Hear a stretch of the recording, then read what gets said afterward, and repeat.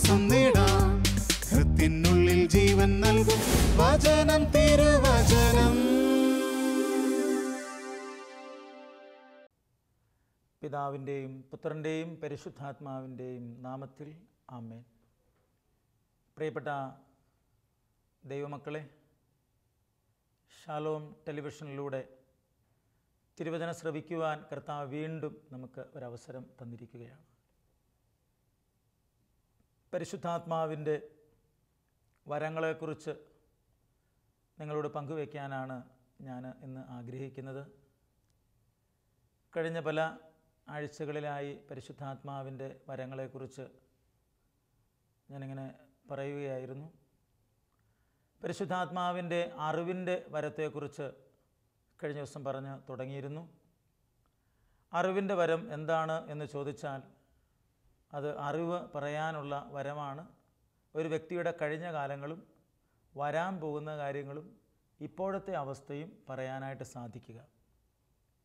അത് ഭാവി പറയുന്നത് പോലെയുള്ള ഒരു കാര്യമല്ല.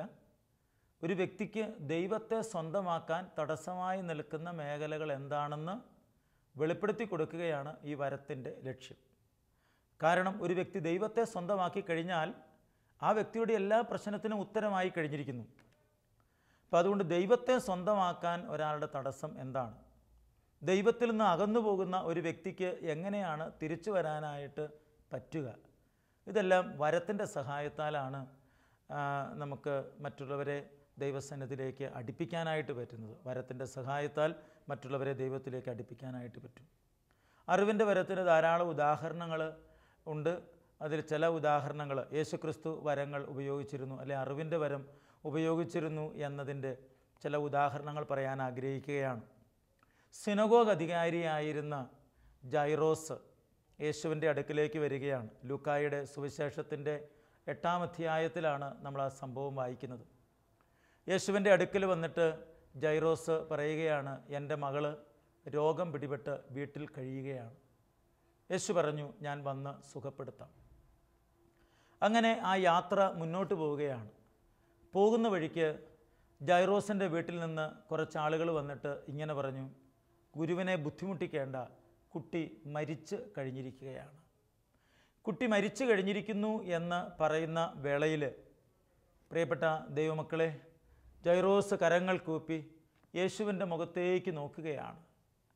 ഈശോ ജൈറോസിൻ്റെ മുഖത്തേക്ക് നോക്കി. ഈശോ ജൈറോസിനോടൊരു വാക്ക് പറയുന്നുണ്ട്, വിശ്വസിക്കുക മാത്രം ചെയ്യുക, കുട്ടി ജീവിക്കും. കുട്ടി ജീവിക്കും. ജൈറോസ് അതങ്ങ് വിശ്വസിക്കുകയാണ്. മരിച്ചുപോയ കുട്ടി ജീവിക്കും എന്ന കാര്യം നേരത്തെ തന്നെ പ്രവചിക്കുകയാണ്. വർഷങ്ങൾക്ക് മുമ്പ് എൻ്റെ വീട്ടിൽ വിൻസെൻഷൻ സഭയുടെ ഒരു വൈദികനാണ് ജോസ് വെട്ടിയാങ്കൽ അച്ഛൻ. അച്ഛനിപ്പോൾ ബാംഗ്ലൂർ ധ്യാനമന്ദിരത്തിൻ്റെ അവിടെ ലോഗോസ് ധ്യാനമന്ദിരത്തിൻ്റെ ഡയറക്ടറായി സേവനമനുഷ്ഠിക്കുകയാണ്.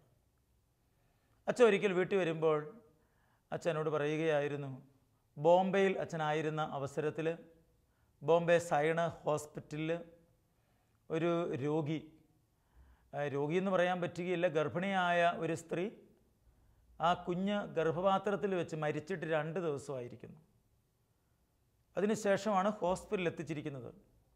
ഹോസ്പിറ്റലിൽ വന്നു കഴിഞ്ഞപ്പോൾ സ്കാൻ നടത്തി കഴിഞ്ഞപ്പോൾ കുട്ടി മരിച്ചിട്ട് 2 ദിവസമായിരിക്കുന്നു. ഈ കുട്ടി പുറത്തേക്ക് വരുന്നില്ല.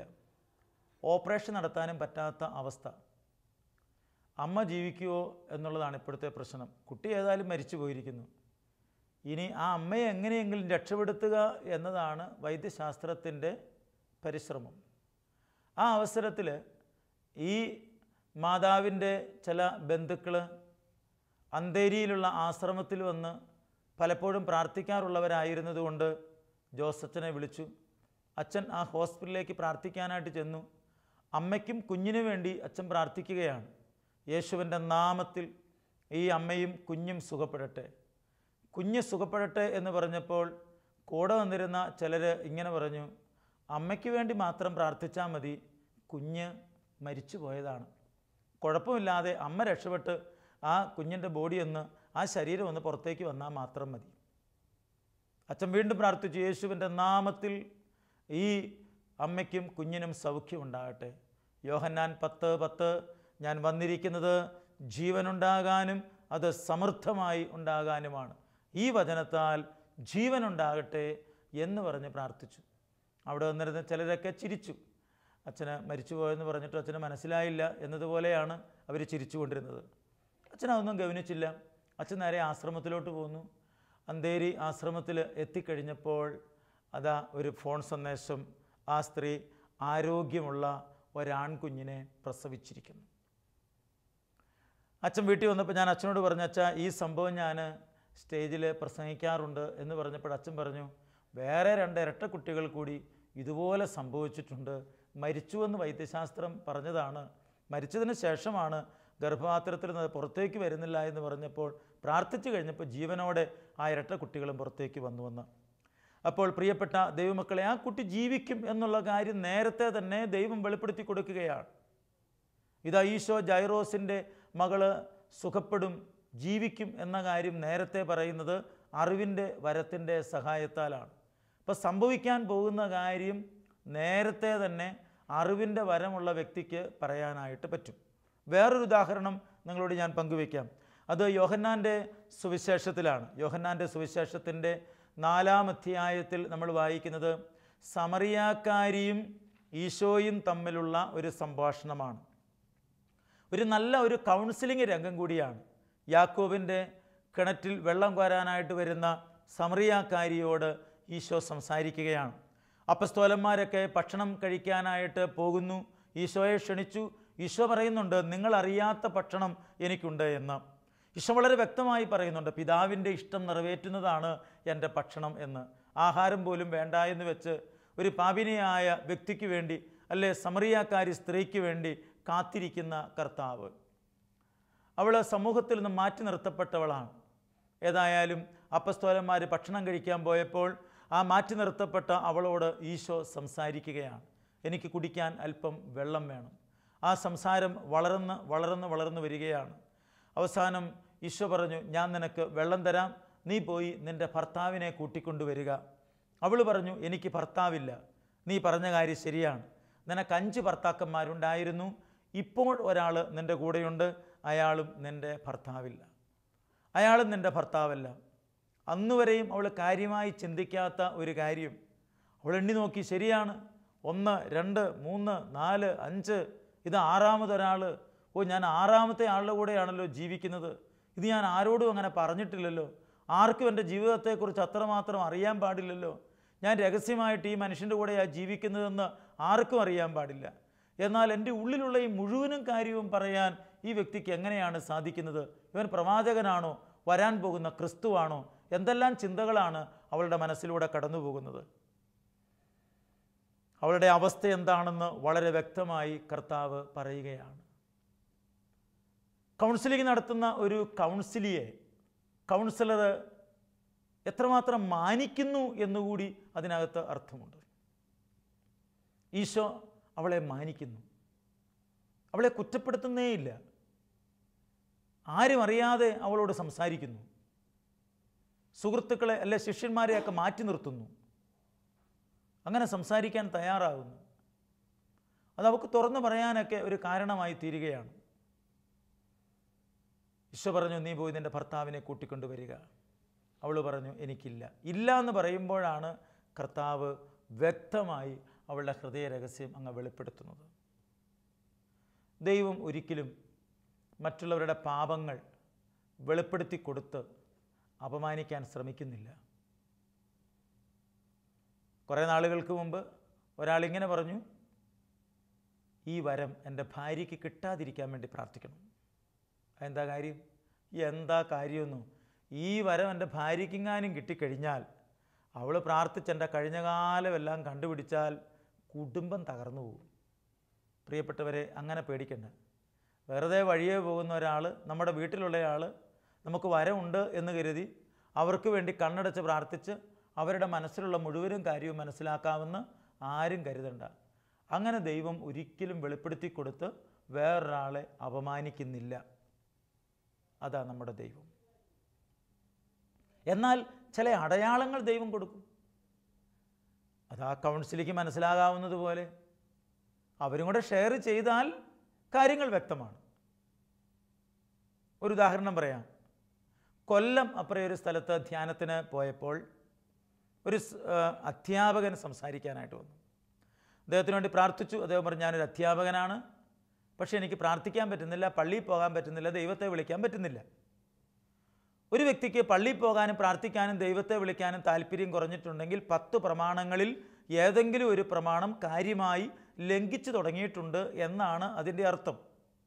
അങ്ങനെയാണെങ്കിൽ ഏത് പ്രമാണമാണോ ലംഘിച്ചത് അതിനെ ഓർത്ത് അനുദപിച്ച് പ്രാർത്ഥിച്ചാൽ ആ വ്യക്തിക്ക് വീണ്ടും പ്രാർത്ഥനയിലേക്ക് വരാം. ഒരു നല്ല കുമ്പസാരം നടത്തിയാൽ വീണ്ടും പ്രാർത്ഥനാ ജീവിതത്തിലേക്ക് ആ വ്യക്തിക്ക് വരാനായിട്ട് പറ്റും. എന്തായാലും ഈ വ്യക്തിക്ക് വേണ്ടി കണ്ണടച്ച് പ്രാർത്ഥിക്കുമ്പോൾ ഒരു കൈനറ്റിക് ഹോണ്ട ദർശനത്തിൽ കണ്ടു. ഞാൻ അദ്ദേഹത്തോട് ചോദിച്ചു, നിങ്ങളുടെ വീട്ടിൽ കൈനറ്റിക് ഹോണ്ട ഉണ്ടോ? ഇല്ല. സ്കൂട്ടർ ഓടിക്കാൻ പേടിയുണ്ടോ? ഇല്ല. ബൈക്ക് അപകടം വല്ലതും നിങ്ങൾക്കുണ്ടായിട്ടുണ്ടോ? ഇല്ല. ഈ ബൈക്കുമായിട്ട് ബന്ധപ്പെട്ട എന്തെങ്കിലും കാര്യമുണ്ടോ? ഒന്നുമില്ല.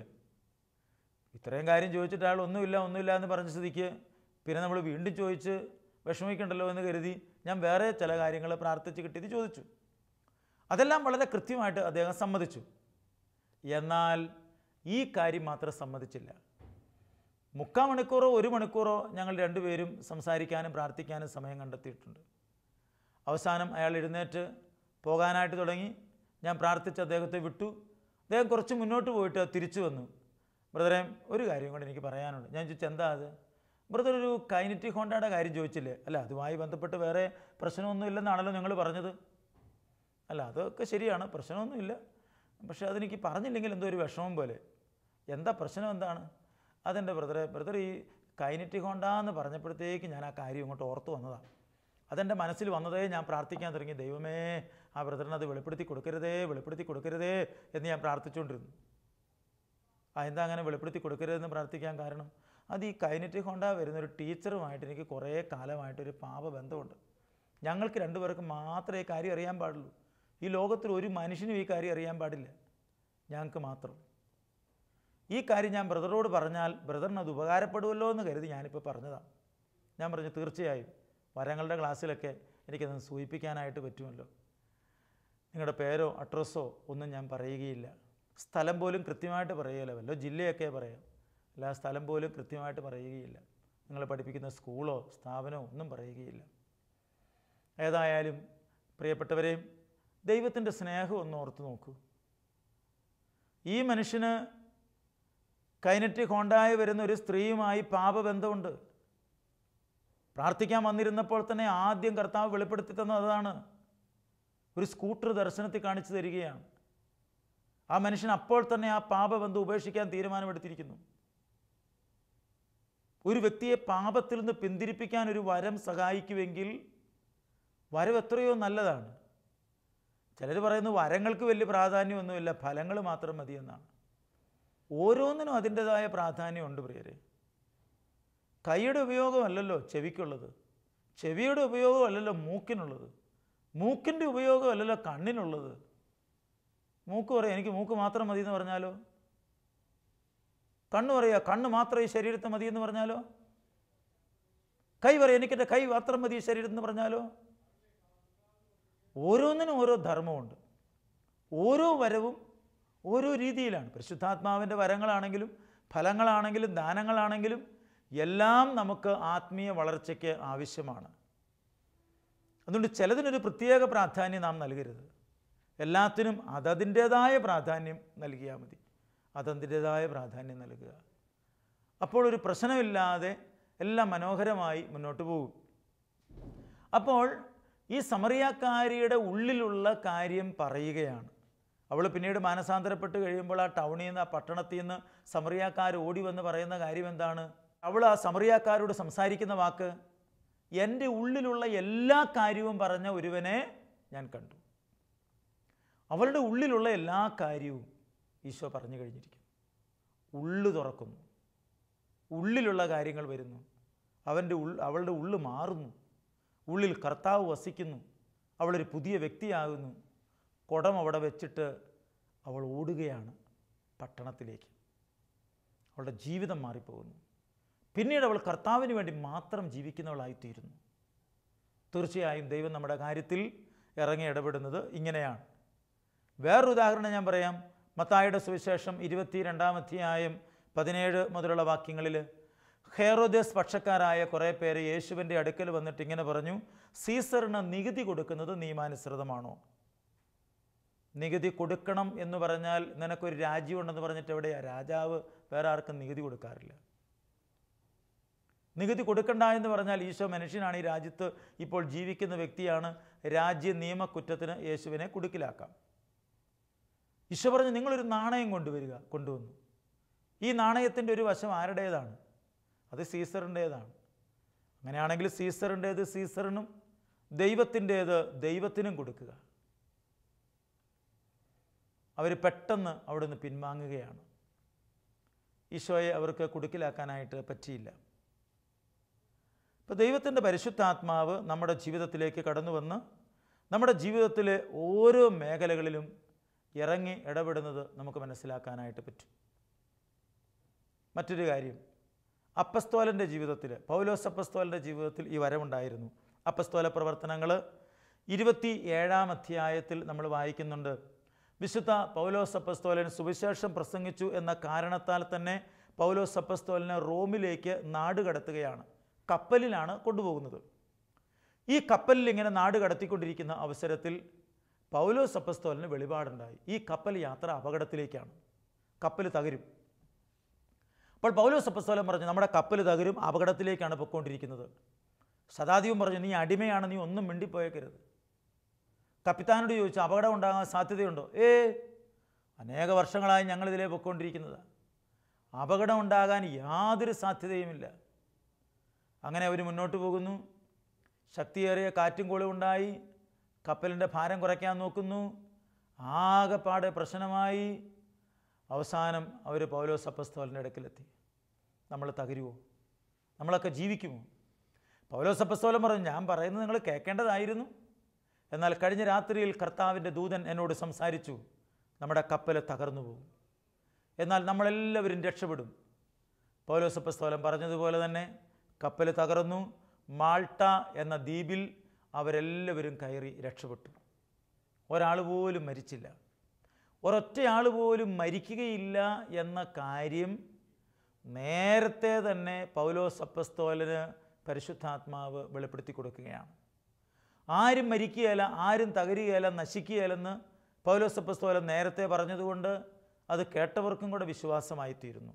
ആ അനുഭവത്തിലൂടെ കടന്നുപോയി കഴിഞ്ഞപ്പോൾ ചില സംഭവങ്ങളൊക്കെ നമ്മുടെ കുടുംബത്തിലെ ചില വീട്ടിലൊക്കെ സംഭവിക്കാൻ പോകുന്നു. പ്രകൃതിയിൽ ചില സംഭവങ്ങൾ ഉണ്ടാകാൻ പോകുന്നു. ദൈവത്തിൻ്റെ ആത്മാവ് അറിവിൻ്റെ വരത്താൽ വെളിപ്പെടുത്തി തരുമ്പോൾ അതൊരു ഡയറി എടുത്ത് ഡേറ്റ് ഇട്ട് എഴുതി വെക്കണം. എനിക്കങ്ങനെ ഒരു ദർശനം ഉണ്ടായിരുന്നു, പിന്നീട് പറഞ്ഞിട്ട് കാര്യമില്ല. നമ്മളതൊരു ഡയറി എടുത്ത് ഡേറ്റ് ഇട്ട് നമ്മൾ വ്യക്തിപരമായി പ്രാർത്ഥിക്കുമ്പോൾ ഒരു ഡയറി നമുക്ക് നല്ലതാണ്. സ്വന്തമായിട്ടൊരു ബൈബിള് നല്ലതാണ്, അണ്ടർലൈൻ ചെയ്യാനും വായിക്കാനും പഠിക്കാനും ഒക്കെ. അപ്പോൾ ഒരു നോട്ട് ബുക്ക്, ബൈബിള്, ഒരു പ്രാർത്ഥനാ പുസ്തകം, ഒരു പാട്ട് പുസ്തകം ഒക്കെ നമ്മുടെ കയ്യിൽ എപ്പോഴും കരുതുന്നത് നല്ലതാണ്. നമുക്കൊന്ന് പ്രാർത്ഥിക്കാൻ, ഒരു പാട്ട് പാടാൻ, വചനം ഒന്നെടുത്ത് വായിക്കാൻ, അങ്ങനെ ഒരു ആത്മീയ മനുഷ്യരായി ജീവിക്കാൻ ദൈവം നമ്മളെ വിളിച്ചിരിക്കുകയാണ്. ചിലരൊക്കെ ഇന്ന് ഓഫീസിലേക്ക് പോകുമ്പോൾ തന്നെ വണ്ടിയെ കയറുമ്പോൾ ജപമാല എടുത്ത് ചൊല്ലുന്നു, തിരിച്ചു വരുമ്പോൾ ജപമാല ചൊല്ലുന്നു. 2, 3, 4, 5, 6, 10 ജപമാലയൊക്കെ ഓഫീസിൽ പോകുന്ന വഴിക്കും തിരിച്ചു വരുന്നവരും ഒക്കെ ചെല്ലുന്ന ആളുകളുണ്ട്. അതുപോലെ പ്രാർത്ഥിച്ചു വളരുന്നു. അതുപോലെ വളരാൻ കർത്താവ് നമ്മളെയും വിളിച്ചിരിക്കുകയാണ്.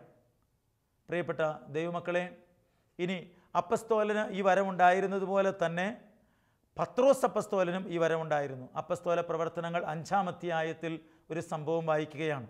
അനനിയാസ് സപ്പീറ എന്ന 2 ദമ്പതികൾ, അന്നത്തെ കാലത്ത് ഒരു നിയമം ഇങ്ങനെ വന്നു ആദിമസഭയിൽ, സ്വത്ത് സ്വന്തമായി ആർക്കും വേണ്ട, സ്വത്തൊക്കെ വിറ്റ് അപ്പസ്തോലന്മാരുടെ കാൽക്കൽ സമർപ്പിക്കുക, സമർപ്പണമായി ദൈവത്തിന് സമർപ്പിക്കുന്ന പോലെ സമർപ്പിക്കുന്നു. എന്നിട്ട് ഓരോരുത്തർക്കും അവരുടെ ആവശ്യമനുസരിച്ച് പങ്കുവെച്ചു കൊടുക്കുക. അതുകൊണ്ട് അവരുടെ ഇടയിൽ ദാരിദ്ര്യം അനുഭവിക്കുന്നവരാരും ഉണ്ടായിരുന്നില്ല എന്ന് പറയുന്നു. ഇന്നും നമുക്ക് ഈ ലോകത്ത് ദാരിദ്ര്യമില്ലാതെ ജീവിക്കാനായിട്ട് പറ്റും. പക്ഷേ ചിലർ സ്വത്തൊക്കെ സ്വന്തമാക്കി വെച്ചിരിക്കുന്നത് കൊണ്ട് അവസാനം അവർ മരിച്ചും പോകുന്നു. ആ സ്വത്ത് പിന്നെ എന്താ ചെയ്യുന്നതെന്ന് അവർക്കും അറിയാൻ പാടില്ല. മറ്റുള്ളവർക്ക് കൊടുക്കേണ്ട സ്വത്ത് നാം പിടിച്ചു വെച്ചിട്ടുണ്ടെങ്കിൽ അത് മറ്റുള്ളവർക്ക് അനുഭവിക്കാൻ പറ്റുന്നില്ല, നമുക്കും അത് അനുഭവിക്കാൻ പറ്റാതായിത്തീരുന്നു. ആദിമസഭയിൽ ഒരു കൂട്ടായ്മയുണ്ടായിരുന്നു. അവർ പരസ്പരം അങ്ങനെ പങ്കുവെച്ചാണ് ജീവിച്ചിരുന്നത്. അങ്ങനെ പങ്കുവയ്ക്കുന്ന ആ കാലഘട്ടത്തിൽ അനനിയാസ് സഫീറ എന്നുപേരായ ദമ്പതികൾ അവരുടെ സ്വത്ത്, വിറ്റ് കിട്ടിയ പണം പത്രോസ് അപ്പസ്തോലൻ്റെ കാൽക്കൽ കാഴ്ചവെക്കുമ്പോൾ അവരെ പകുതി മാറ്റിവെച്ചിട്ട് പകുതി മാത്രമാണ് സമർപ്പിക്കുന്നത്. പത്രോസ് അപ്പസ്തോലന് കാര്യം മനസ്സിലായി. അപ്പസ്തോലൻ ഇപ്രകാരമാണ് പറയുന്നത്: അനനിയാസേ, നീ പരിശുദ്ധാത്മാവിനോടാണ് നുണ പറയുന്നത്. ഇത് അറിവിൻ്റെ വരത്താലാണ് അവൻ നുണയാ പറഞ്ഞതെന്ന് മനസ്സിലാകുന്നത്. നീ പരിശുദ്ധാത്മാവിനോടാണ് നുണ പറഞ്ഞിരിക്കുന്നത്, എന്നോടല്ല കേട്ടോ നുണ പറഞ്ഞത്. നീ പരിശുദ്ധാത്മാവിനോടാണ് നുണ പറഞ്ഞിരിക്കുന്നത്. സ്വത്ത് നിൻ്റെ തന്നെയല്ലായിരുന്നു, വിറ്റ് കിട്ടിയ പണവും നിൻ്റെ തന്നെയല്ലായിരുന്നു. പകുതി ഞാൻ മാറ്റിവെക്കുന്നു, പകുതിയെ തരുന്നുള്ളൂ എന്ന് പറഞ്ഞാൽ യാതൊരു പ്രശ്നവും ഉണ്ടായിരുന്നില്ല. നീ പകുതി മാറ്റിവെച്ചിട്ട് ഇത് മുഴുവനും ഉണ്ട് എന്ന് പറഞ്ഞ് നീ സമർപ്പിച്ചതാണ് നിൻ്റെ തെറ്റ്. നീ അങ്ങനെ നുണ പറഞ്ഞതുകൊണ്ട് അത് ദൈവസന്നിധിയിൽ പ്രതികാരം അർഹിക്കുന്നൊരു പാപമാണ്. പറഞ്ഞു തീർന്നില്ല. അനനിയാസ് മരിച്ചു വീണു. ഭാര്യ പിന്നാലെ വരികയാണ്, സഫീറ വന്നു. ഭർത്താവ് പറഞ്ഞതുപോലെ തന്നെ പറയുകയാണ്. അവളും നുണയാണ് പറഞ്ഞത്, മുഴുവനും ഉണ്ടെന്നാണ് പറഞ്ഞത്. അവളും മരിച്ചു വീണു. അത് ആ സമൂഹത്തിൻ്റെ ഇടയിൽ ഭയമുണ്ടാകാനായിട്ട് കാരണമായി തീർന്നു. ദൈവത്തിനെതിരായി സംസാരിക്കുമ്പോൾ പലപ്പോഴും നമ്മുടെ ജീവിതത്തിൽ ചില തകർച്ചകൾ ഉണ്ടാകും. ദൈവത്തോട് തന്നെ നുണ പറയുമ്പോൾ അത് വരമുള്ള വ്യക്തികൾക്ക് അത് നുണയാണെന്ന് മനസ്സിലാക്കാനായിട്ട് പറ്റുന്നു. അതുകൊണ്ട് വരത്തിൻ്റെ സഹായത്താൽ മറ്റുള്ളവരെ നമുക്ക് നല്ല രീതിയിൽ ഗൈഡ് ചെയ്യാനായിട്ട് പറ്റും.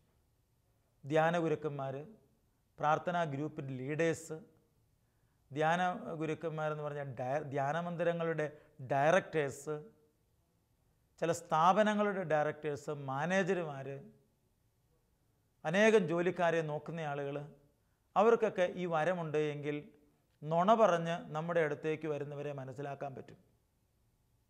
ഇന്നാളൊരു മാനേജർ പറയുകയായിരുന്നു, ഒരാളുടെ വാക്ക് കേട്ട് ഞാൻ എൻ്റെ സ്ഥാപനത്തിൽ നിന്ന് ഒരാളെ ഇറക്കി വിട്ടതാണ്. കാരണം മറ്റവൻ എൻ്റെ കൂട്ടുകാരനായിരുന്നു, അവൻ സത്യമേ പറയുള്ളൂ എന്ന് ഞാൻ കരുതിയത്. പക്ഷെ അവൻ ഈ സ്ഥാപനത്തിൽ വന്ന ചില സ്വാർത്ഥ ലാഭത്തിന് വേണ്ടി എനിക്ക് അധികം ബന്ധമില്ലാത്ത ഒരാളെ ഞാനിവിടുന്ന് ഇറക്കി വിടേണ്ടതായിട്ട് വന്നു. അവൻ പറഞ്ഞത് സത്യമാണെന്ന് ഞാൻ ഓർത്തുപോയി.